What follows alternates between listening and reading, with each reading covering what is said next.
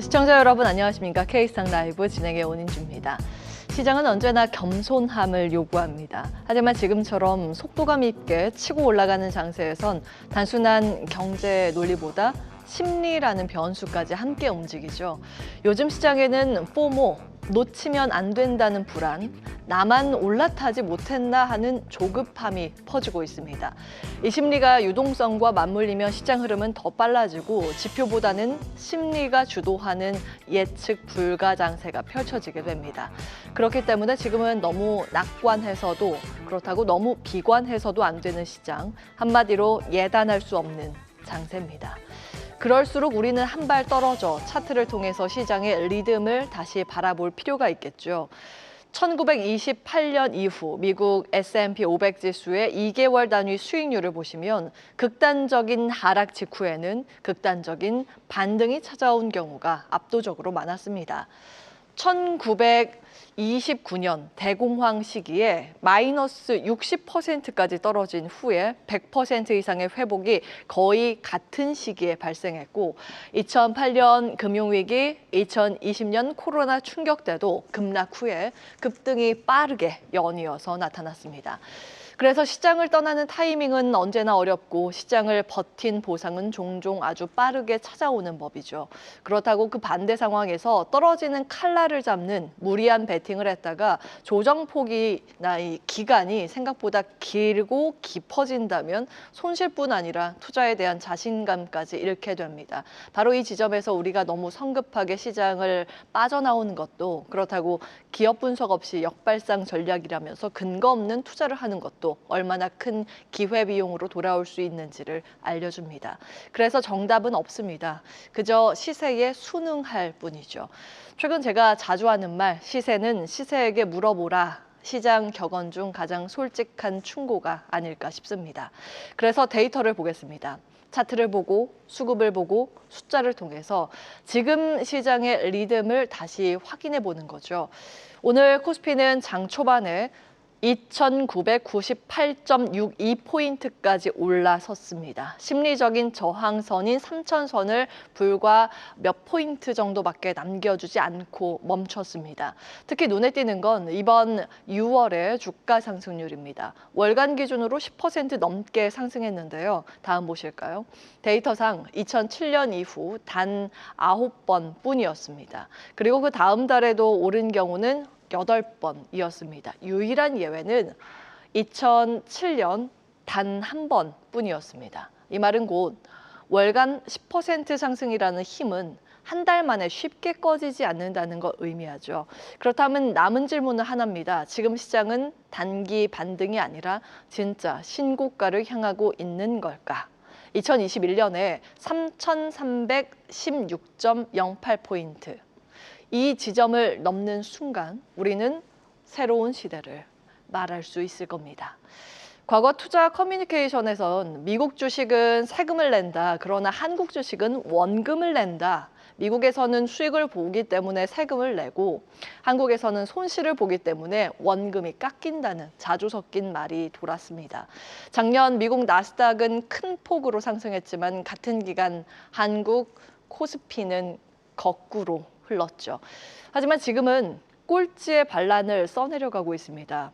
과거의 데이터를 보면 금리가 인하되던 시기에 코스피와 S&P 500 지수는 모두 높은 수익률을 기록했습니다.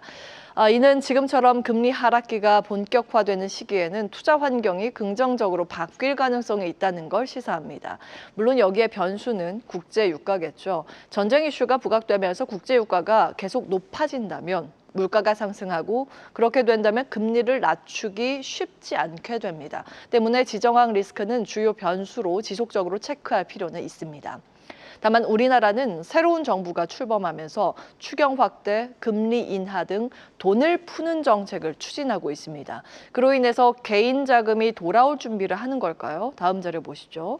15일 기준 고객 예탁금은 60조 원 이상을 기록했습니다. 63조 원을 넘겼는데요. 지난 한 달 동안에만 10조 원 넘게 이렇게 빠르게 늘었습니다. 참고로 2021년 5월 이른바 동학개미 운동 피크 때 예탁금이 73조 8천억 원이었습니다.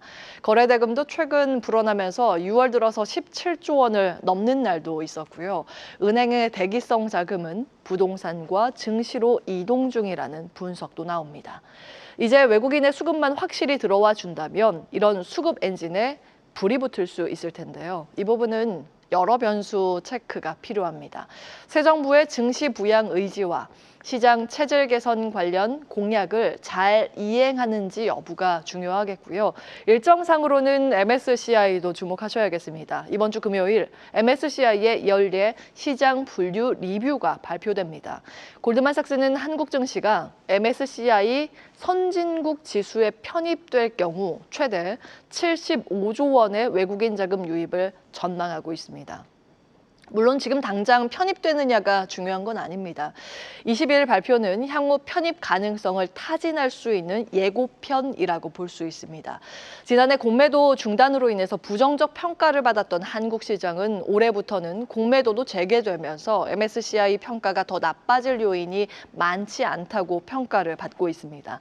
다만 선진국 지수 편입은 최소 1년 이상 관찰 대상국 등재가 선행되어야 합니다. 즉 이번 리뷰가 당장 편입 가능성보다는 후보 진입의 신호탄이 될 수 있느냐에 더 초점이 맞춰질 수 있다는 뜻입니다.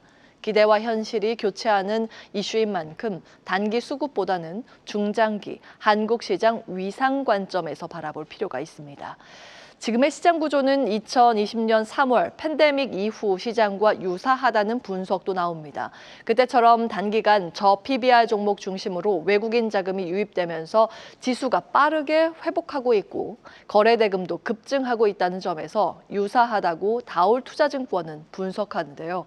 당시 코로나 급락 이후에 보시는 것처럼 1차 랠리 이후에 조정을 보였다가 2차 상승 재개가 나왔습니다. 지금은 이 갈림길에 서 있을 수 있다고 분석을 내놓고 있습니다. 만약에 2차 상승이 여기에서 시작된다면 그 조건은 세 가지라고 봤는데요. 첫 번째, 삼성전자를 중심으로 한 반도체 펀더멘털 회복. 두 번째, MSCI 편입 등 자본시장 선진화 기대감. 세 번째, 금리 인하와 개인 유입의 지속성, 그리고 자금 시장은 지금 현재 이를 보면서 2보 전진을 위한 숨구르기일지 아니면 조정을 준비해야 하는 시기일지 고민에 빠져 있습니다. 여러분은 어떻게 생각하십니까? 시장은 너무 뜨거우면 화상을 입기 쉽고 너무 조심하면 기회를 놓치기 마련입니다. 남는 건 결국 시장에 대한 신뢰와 시세에 순응하는 자세가 아닐까 싶습니다. 계속해서 다양한 경제 이슈를 알고 싶다면 구독과 좋아요, 알림 설정 부탁드립니다. AI 캐스터 권미정이었습니다.